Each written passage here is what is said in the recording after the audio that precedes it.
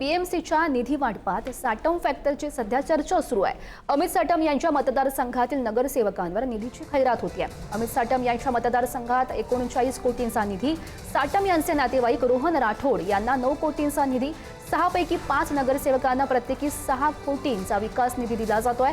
निधी वाटपात साटम यांच्या मतदारसंघाला झुकतं माप मिळतंय का, अशी चर्चा सध्या सुरू झाली आहे। निधी वाटपात समतोल न ठेवता काही विशिष्ट मतदारसंघांना प्राधान्य दिलं गेलंय का, असा सवाल पक्षांतर्गत सध्या उपस्थित होत असल्याची चर्चा आहे।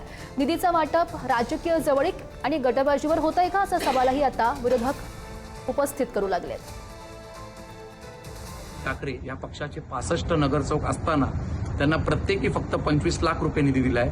या उलट सत्ताधारी पक्षांचे म्हणजे भारतीय जनता पक्षांच्या सभागृह नेत्यांच्या प्रभागामध्ये मात्र 20 करोडचा निधी दिलेला आहे।